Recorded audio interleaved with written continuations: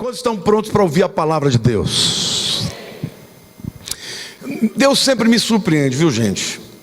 Às vezes eu preparo uma palavra e Deus muda tudo. Essa semana nós fomos para Volta Redonda. A Lília foi pregar na igreja do Joel e eu fui pregar numa igreja Assembleia de Deus. Mas houve uma manhã, eu ia pregar à noite, ela ia pregar de manhã, e de manhã nas duas manhãs. Então eu fiquei sozinho no hotel, comecei a ler a Bíblia. Falei, vou ler a Bíblia devocionalmente. Deus começou a falar tanto comigo que eu logo escrevi no meu celular a mensagem. Mandei para a Paty, falei, mudou tudo, aquela mensagem ficou para outro dia. A palavra de Deus que eu quero ministrar a vocês está no Salmo 18. Quantos já leram o Salmo 18? Muita gente, né? Queridos, o Salmo 18 é um salmo maravilhoso. A gente canta alguns trechos desse salmo. É um salmo extraordinariamente lindo. E ele é poderoso porque você percebe as diferentes nuances do coração do salmista. São 50 versículos, é um salmo longo. Eu prometo que eu não vou pregar isso aqui hoje tudo não. Mas a razão dele ser um salmo tão longo é porque ele é um salmo biográfico. Davi conta a sua vida. Fala de tudo por que ele passou. E hoje eu vou pregar só em cima de um versículo que resume isso tudo.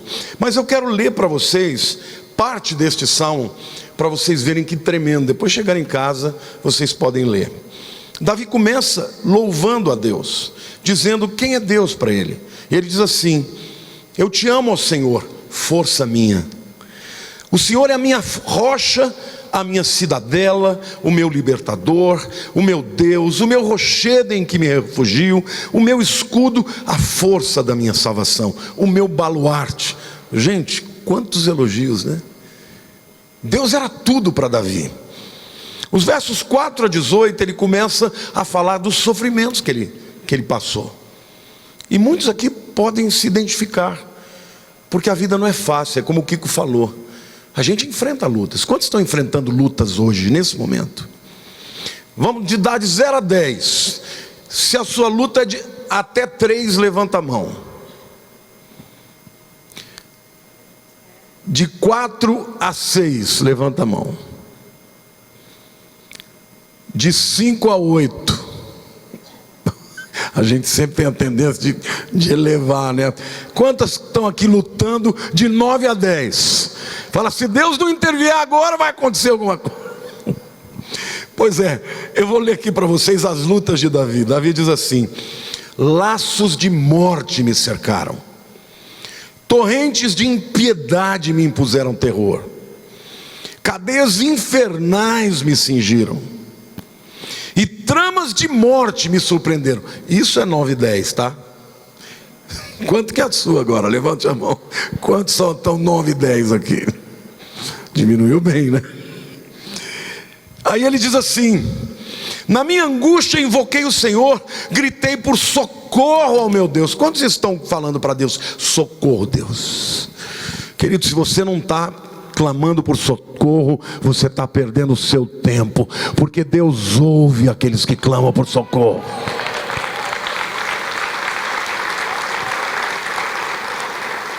E olha o que Davi diz. Ele diz: e ele do seu templo ouviu a minha voz.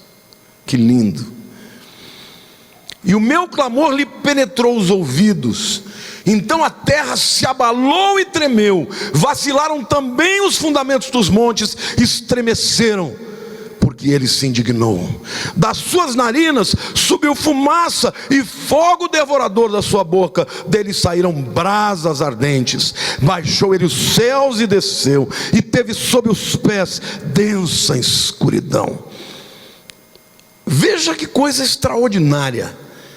Davi está dizendo que quando ele clama a Deus, e quando Deus ouve o clamor, e quando penetra no seu ouvido, Deus fica indignado com os inimigos de Davi.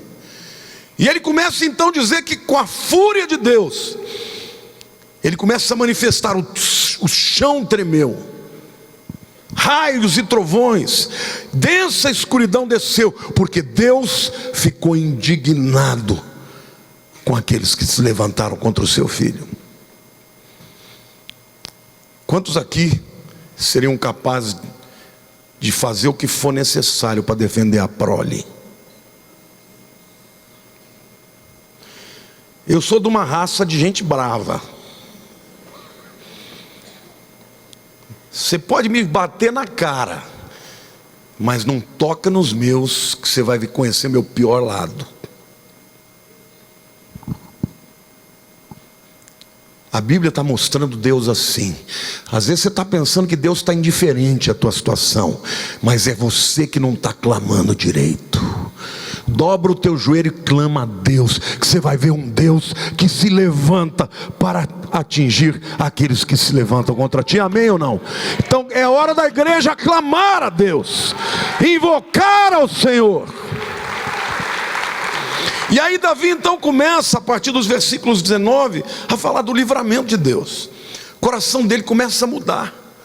Aquele que falava tristemente, angustiado do que aconteceu, agora começa a declarar o livramento de Deus. Ele diz assim: trouxe-me para um lugar espaçoso, livrou-me porque ele se agradou de mim. E eu quero declarar e profetizar que aquele que invoca o Senhor, Deus vai te colocar num lugar espaçoso, porque ele se importa com aqueles que o buscam de todo o coração, em nome de Jesus.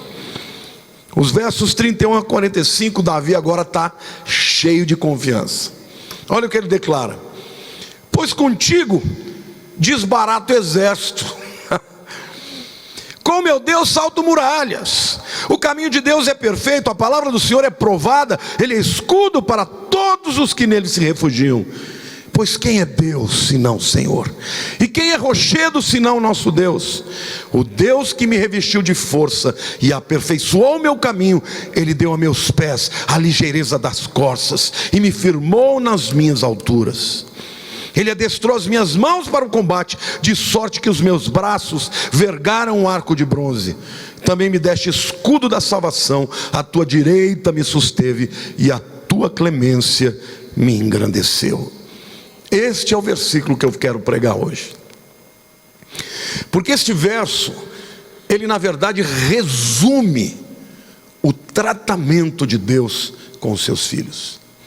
Quantos aqui já aceitaram Jesus como Senhor e Salvador? Então você está dentro desse tratamento aqui. Foi esse verso que nomeou a mensagem de hoje. A mensagem de hoje é homens forjados por Deus. E aqui homens não é o gênero masculino, mas o gênero humano. Homens e mulheres forjados por Deus. Versículo 35 diz: também me deste o escudo da salvação. Diga, tudo começa com a salvação. Querido, o dia que você entregou tua vida para Jesus, teu nome foi escrito no livro da vida, e a partir desse dia, o teu problema é problema de Deus. A tua história, Deus está interessado nela. E se começa com a salvação, Deus promete aqui que Ele vai fazer muito mais. Em seguida Ele diz: a tua direita me susteve. Na Bíblia, a destra, a direita, representa o braço forte. Queridos, de Deus até o mindinho é poderoso. Imagine a destra. E Davi está dizendo: a tua direita me susteve. Às vezes a gente tem o sentimento, né, de que Deus não está enxergando os nossos problemas. Você chega para Deus e fala: Deus, você não está me ouvindo?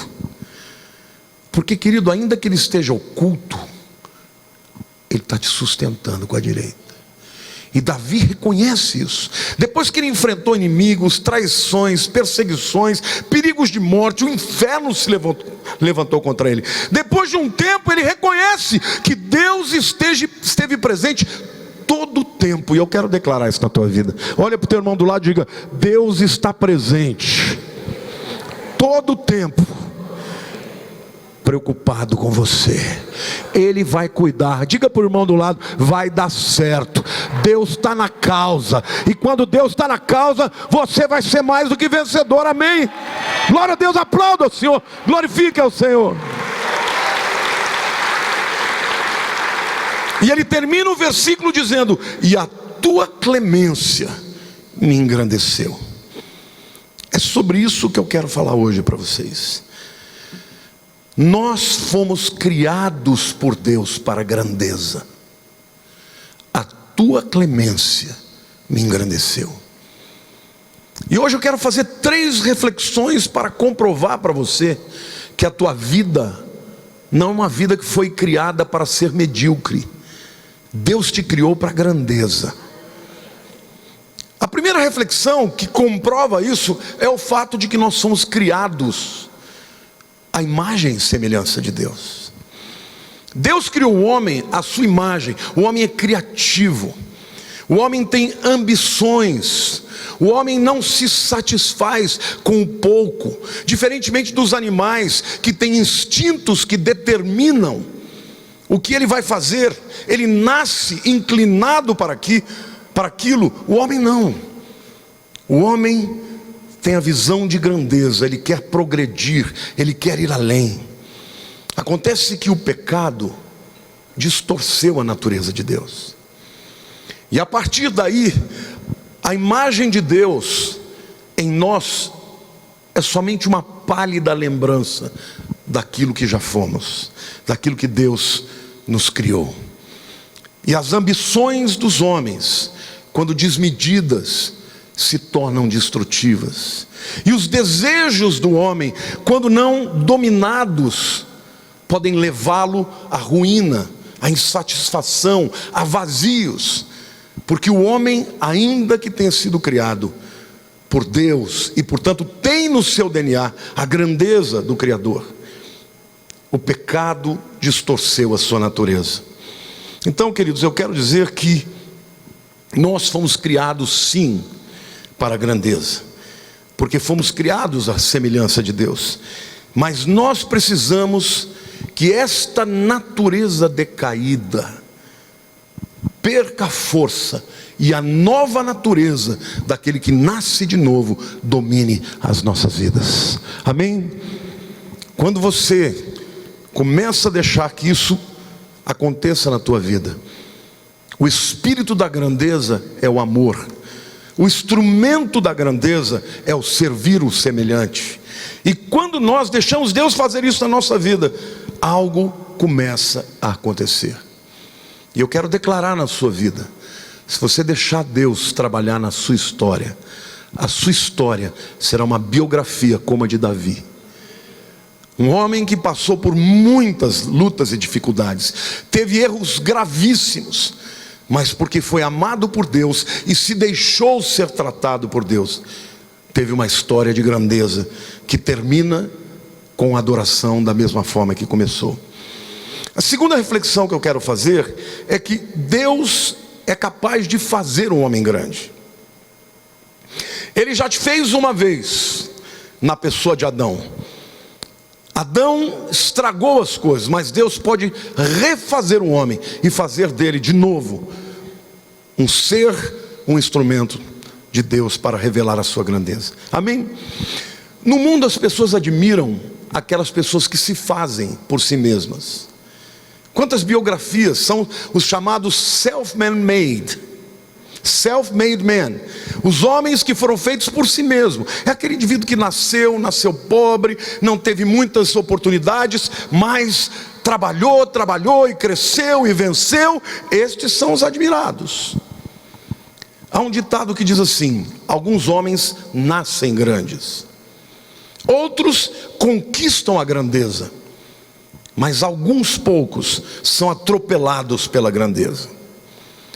Nesse ditado, parece que o indivíduo, para ser grande, ele tem que ser ou sortudo, porque foi atropelado por alguma coisa, alguma sorte, ganhou na loteria, ou nasceu na família certa, ou ele então é muito talentoso, é um Neymar da vida, não é?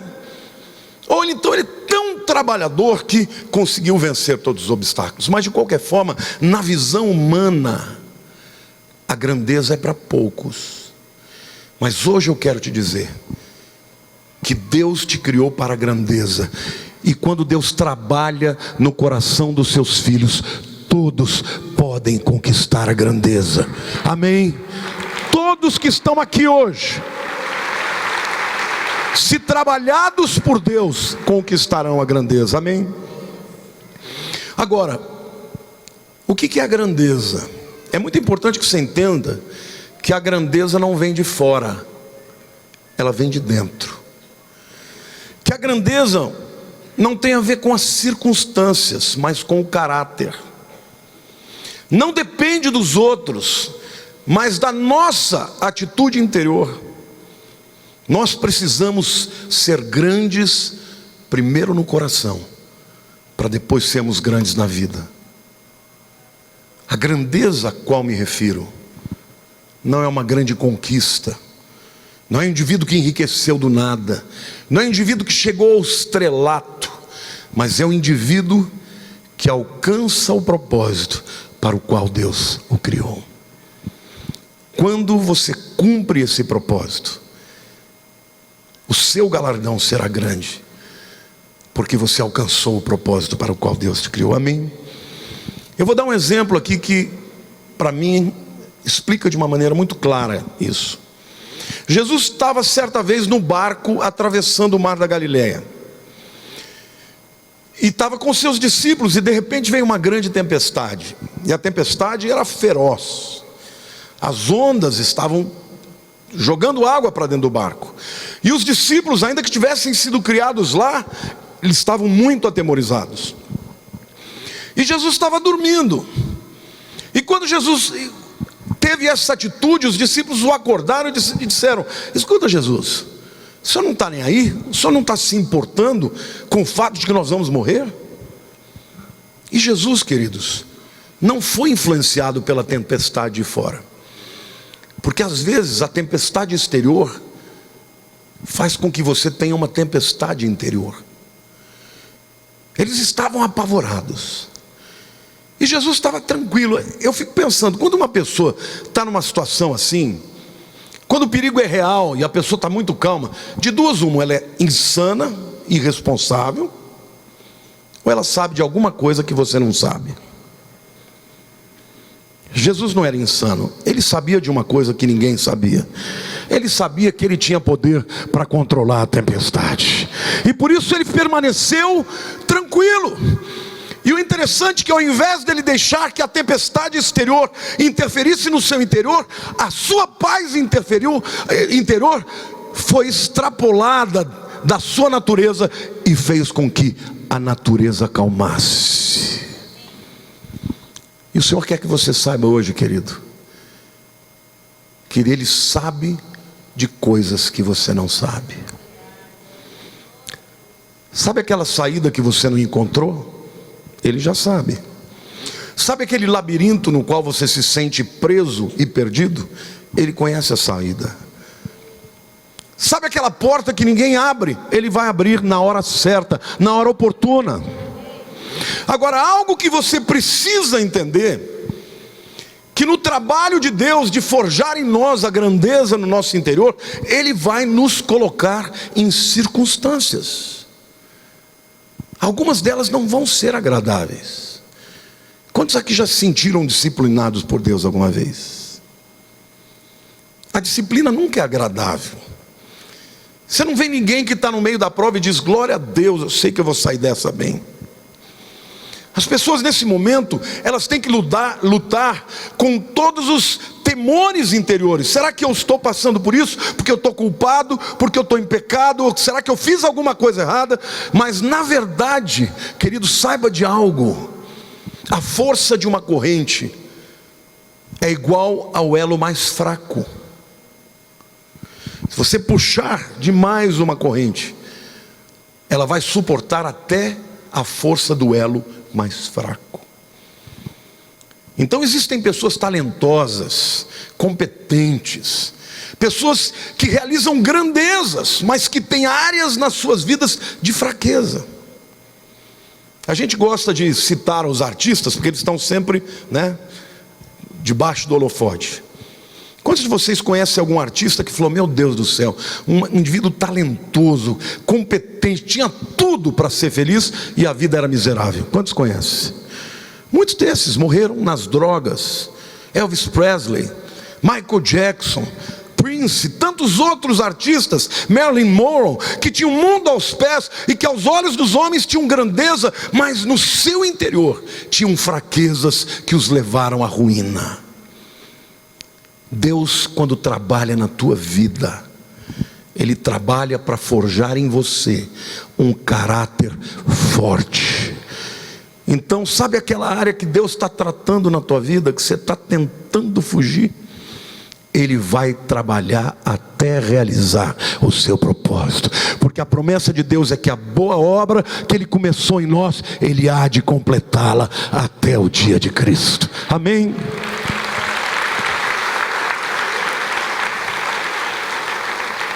Portanto, a grandeza de Jesus estava dentro dele. Jesus não tinha feridas, não tinha brechas, não tinha temores. Ele nasceu sem pecado e manteve a sua comunhão com Deus. Por isso que quando Deus começa o trabalho na vida de alguém, quando esta pessoa se entrega a Ele, Ele vai tratar esta pessoa, forjá-la até que ela seja aquilo para o qual Ele a criou. Então, se você está vivendo um momento de tratamento, dificuldades, adversidades, isso não quer dizer que Deus não te ama. Ao contrário, isso quer dizer que Deus te ama e está mexendo no teu interior. Amém? Quando Deus vai forjar um homem para a grandeza, Ele trabalha no seu espírito, o coloca debaixo de disciplina, debaixo de dificuldades. Ele fez isso na vida dos seus. Eu fico pensando, quantos homens foram tratados por Deus desse jeito? Os discípulos, o apóstolo Paulo, uma pessoa que conhecia tudo a Bíblia. Gente, o apóstolo Paulo sabia de cor o Velho Testamento. Não só o Velho Testamento, mas o Talmud, que era o comentário do Velho Testamento. Um camarada desse era imbatível num embate teológico. Não adiantava tentar pregar para ele, e ele teve que cair do cavalo para que ele pudesse entender que acima da sua lei havia um Deus todo-poderoso a quem ele estava resistindo. Então muitas vezes Deus faz isso na vida da gente. Ele trata conosco, levanta oposição, para que nós sejamos treinados, transformados. Em Efésios capítulo 2, versículo 10, a palavra diz: pois somos feitura dele, criados em Cristo Jesus para as boas obras, as quais Deus de antemão preparou para que andássemos nelas. A palavra feitura no grego é poema. Literalmente, poema. Poema é uma obra tão linda que foi transliterado para a língua portuguesa. Porque quando alguém escreve uma letra muito linda, é um poema. Quando Deus trabalha na tua vida, quando Ele te forja, a sua vida se torna linda e bela aos olhos dos ímpios. E da mesma forma que um homem conquista uma mulher com um poema. Eu descobri isso muito cedo. Já fiz umas 5 músicas para Lília. Escrevo poemas para ela, sempre interessado em alguma coisa.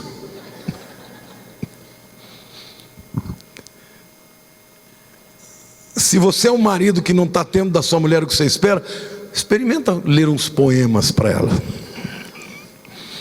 Se você não tiver competência para fazer, tem alguns lindos por aí. Mas o que Deus está dizendo para nós é que o resultado do seu trabalho em nós é tornar-nos mais belos aos olhos daqueles que não o conhecem. Sabe o trabalho que Deus começou na tua vida? No final vai ficar lindo. Você pode estar achando que está duro, que Ele está te cortando ali, parando uma aresta ali, mas o que Ele está fazendo é escrevendo um poema. E a Bíblia diz que nós somos feitura dele, criados em Cristo Jesus para as boas obras. Deus não te chamou para ser um problema, Deus te chamou para ser uma bênção, para ser um instrumento de glória para o seu nome. Amém? E lá na eternidade, Ele já tinha planos para você. Por isso Ele te deu características, qualidades, um temperamento, um sonho, uma inclinação. E a despeito da nossa natureza pecaminosa, nós podemos ser criados de novo, recriados para as boas obras.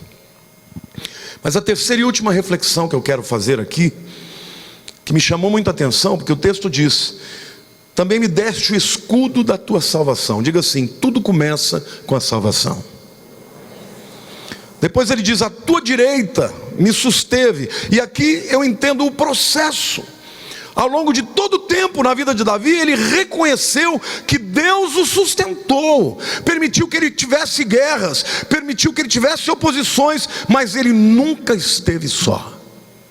E por último ele diz: e a tua clemência me engrandeceu.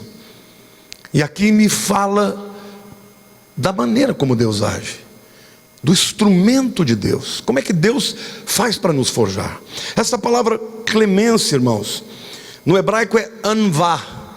No dicionário hebraico ela é traduzida por humildade, mansidão, condescendência, generosidade.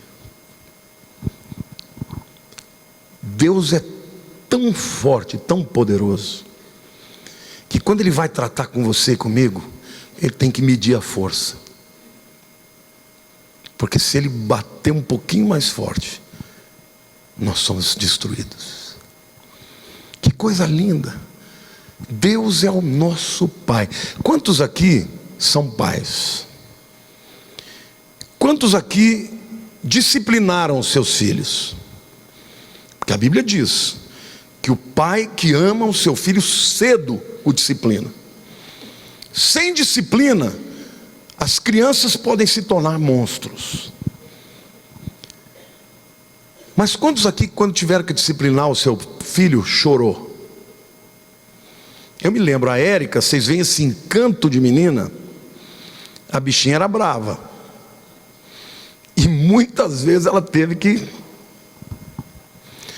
Só que toda vez que eu tinha que fazer isso com ela, ela chorava de lá, eu chorava de cá. E muitas vezes, a maioria das vezes, ela vinha buscar o consolo em mim. Ela não ia correr para a mãe dela.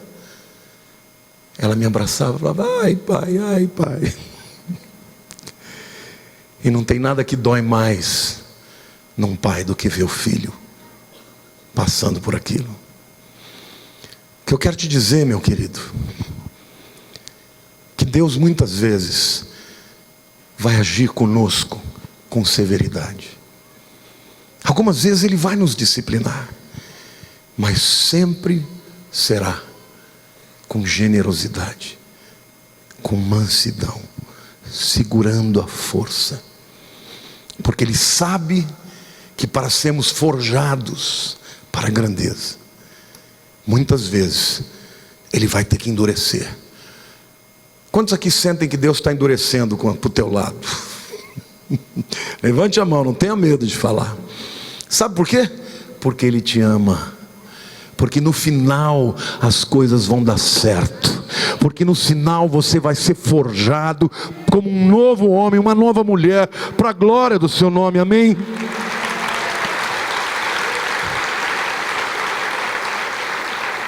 Mas eu entendo que Deus, Ele age desta maneira com mansidão, até com humildade ao nos disciplinar, porque força pode vencer força, sim ou não? O mais forte sempre vence o mais fraco. Mas se Deus nos tratasse com ira, com indignação, com temor, o máximo que Ele teria de nós era medo, era alienação, era distância. Somente o amor pode conquistar o coração. Você vê uma pessoa que foi disciplinada com amor por Deus, ela vai ser grata pelo resto da vida. Ela vai se agradar de Deus, até mesmo quando Ele a coloca numa circunstância de disciplina. O que Deus está dizendo para cada um de nós e para você hoje é isso: Ele não te trata com dureza, Ele te trata com misericórdia, com graça. O maior exemplo disso foi Jesus. Jesus, certa vez, ele estava passando, ele morava em Cafarnaum. Cafarnaum era um importante, um entreposto comercial. Havia alfândega ali, e o chefe da alfândega de Cafarnaum era Mateus. Mateus deve ter visto muito a Jesus, aos discípulos, a João, a Pedro, a Tiago. Afinal de contas, eles moravam na mesma cidade. E muitas vezes ele deve ter visto Jesus passar por ali. Mas um dia ele foi pego de surpresa. Lá em Mateus capítulo 9, de 9 a 3, a Bíblia diz assim: partindo Jesus dali é Cafarnaum, viu um homem chamado Mateus sentado na coletoria e disse-lhe: segue-me. Ele se levantou e seguiu. É óbvio que ele seguiu a Jesus porque ele já tinha ouvido falar de Jesus. Você não larga o seu trabalho para seguir alguém simplesmente porque fala vem. E Mateus não só seguiu, mas levou os seus amigos para sua casa e trouxe Jesus. E o texto continua dizendo: e sucedeu que, estando ele em casa, Mateus, à mesa, muitos publicanos e pecadores vieram e tomaram lugar com Jesus e seus discípulos. Ora, vendo isso, os fariseus perguntavam aos discípulos: por que come o vosso mestre com os publicanos e pecadores? Mas Jesus, ouvindo isso, disse: os sãos não precisam de médico, e sim os doentes. Ide, porém, e aprendei o que significa misericórdia quero, e não sacrifícios. Pois não vim chamar os justos, e sim pecadores ao arrependimento. Mateus era o chefe da alfândega. Era um judeu que tomava dinheiro de outros judeus para dar para os romanos. E queridos, fiscal em todos os tempos é odiado. Todo fiscal é visto com desconfiança. E quando Mateus ouviu o chamado de Jesus e abriu a sua casa para trazer os seus amigos, os fariseus começaram a murmurar. Cuidado com murmuração. Não se coloque na posição de juiz de ninguém. Juiz só existe um, é Deus. Jesus chamou a atenção deles e disse: eu não vim para os sãos, eu vim para os doentes. Aprendei agora o que eu estou dizendo: misericórdia eu quero e não sacrifício. O Filho do Homem não veio senão para salvar os pecadores. Amém, queridos? Deus, Ele olha para nós e vê em nós não o que somos, mas o que haveremos de ser.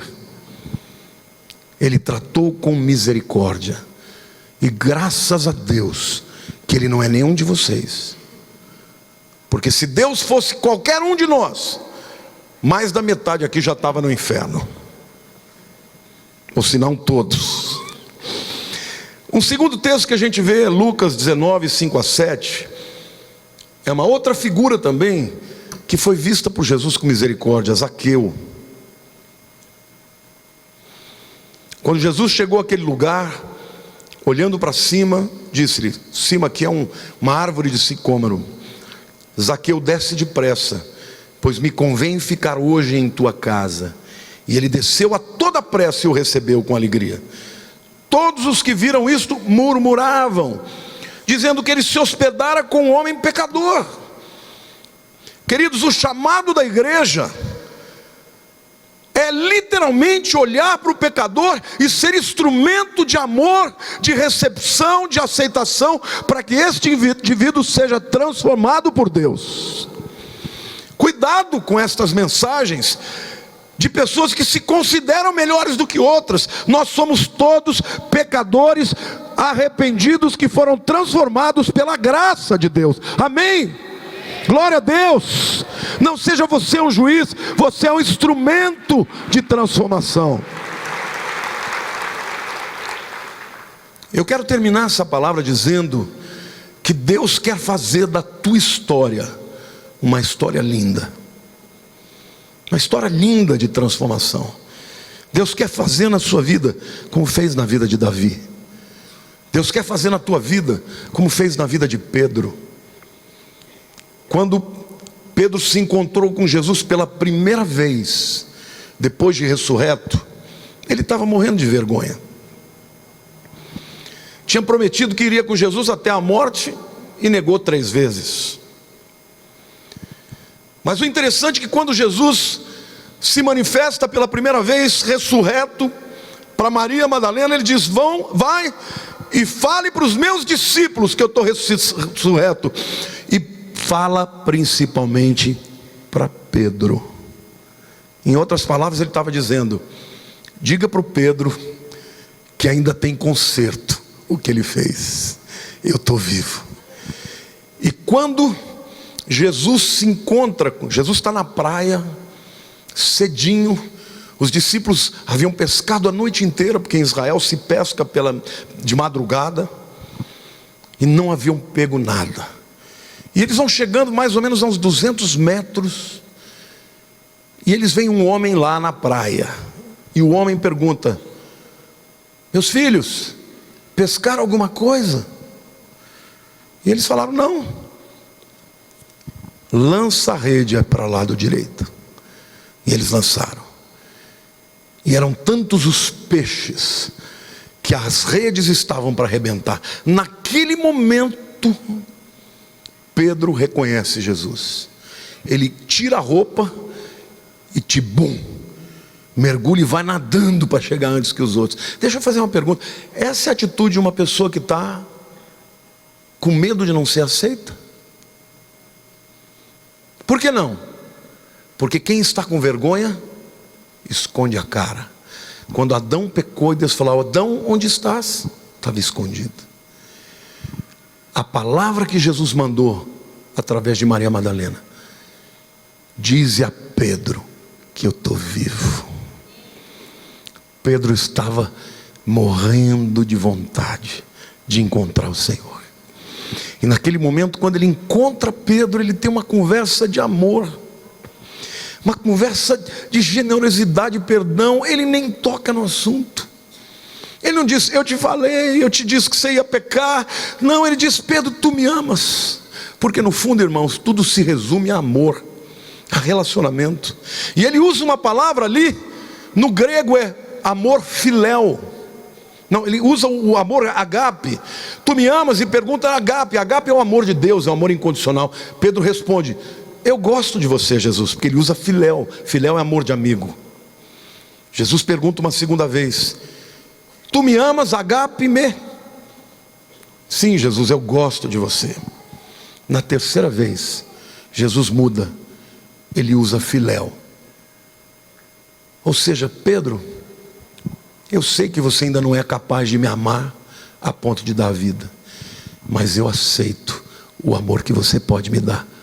E a Bíblia diz que Pedro se entristeceu, porque se lembrou do que havia feito. Mas em todas as 3 vezes ele diz: vai e apacenta as minhas ovelhas. Estou dando para você o meu cajado. Você que deve estar sentindo o último na vida, eu estou te dando a autoridade para ser o primeiro líder da igreja. E a Bíblia diz que por causa desse amor que transforma, Pedro, no final da sua vida, quando ele é preso, ele diz: vocês vão me crucificar? Não sou digno de morrer com meu Senhor. Crucifiquem-me de ponta cabeça. A história de Pedro não terminou com a negação. Ela continuou com o Senhor dando uma segunda chance a ele. E ao longo de toda a sua vida, Pedro se tornou uma bênção. Mateus poderia ter morrido e não ser lembrado nem pela próxima geração, mas hoje, toda vez que você lê o Evangelho de Mateus, você diz o nome de um homem que foi tratado com generosidade e foi forjado por Deus. igreja que Deus quer levantar hoje é uma igreja relevante. Nosso chamado não é para trazer um discurso teológico. Ninguém vai ser conquistado pela força do argumento. As pessoas vão ser conquistadas pelo amor de Jesus que há em nós. Então, o primeiro passo que nós precisamos dar na nossa vida, para que alcancemos um propósito de grandeza, é nos render a Jesus. Porque não há outro nome, além do nome de Jesus, que pode salvar o homem, nem nos céus, nem na terra, nem debaixo da terra. Amém? Começa com uma vida de rendição, de entrega a Jesus. Mas continua com uma vida de fé, de reconhecimento que mesmo nas tribulações, a sua destra nos sustém. E sobretudo, uma vida que trata o seu semelhante com a mesma generosidade com que Deus nos trata.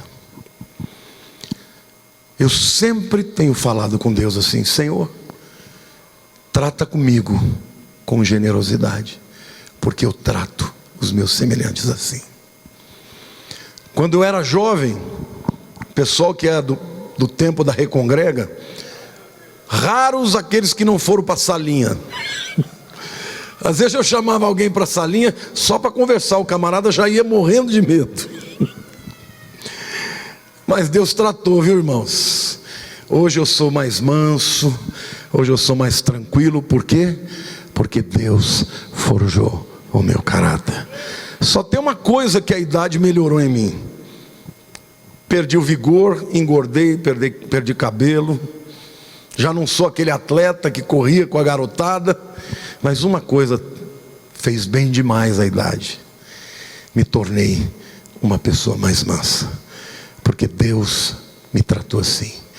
Então eu quero declarar: o chamado de Deus para a grandeza é o seu legado. E grandeza não significa necessariamente as grandes realizações. A grandeza de Deus na sua vida pode ser simplesmente uma vida de testemunho que abala as pessoas. Eu acho que já falei para vocês, mas é um testemunho que muito me marcou.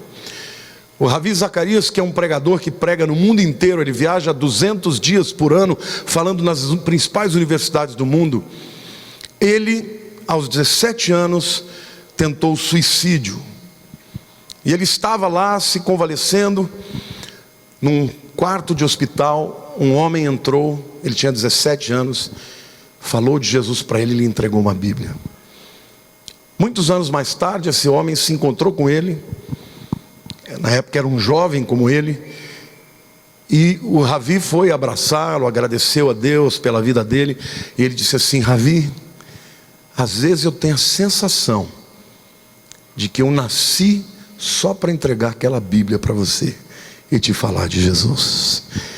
Porque, queridos, ele pode ter ganho só aquele homem para Jesus, mas todos os outros que o Ravi ganhou são seus netos espirituais. Quantos aqui querem ser grandes para Deus? Quantos aqui querem ser forjados por Deus? Lembrem-se, queridos, antes de sermos grandes na vida, precisamos ser grandes no caráter, no nosso interior. Precisamos deixar que Deus nos forje, que Deus trabalhe nas nossas vidas. Eu queria que você fechasse seus olhos agora.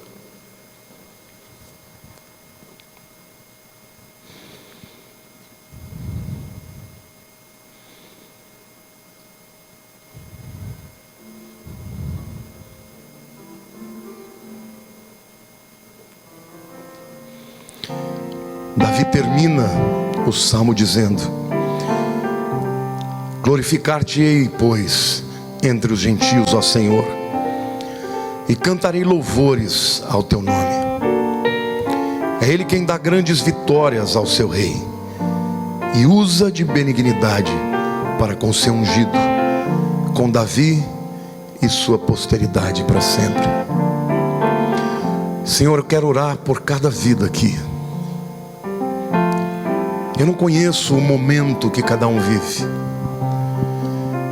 Eu não sei das tentações, das lutas, das angústias, mas eu sei de uma coisa: O Senhor, com a sua destra, nos sustém todos os dias das nossas vidas.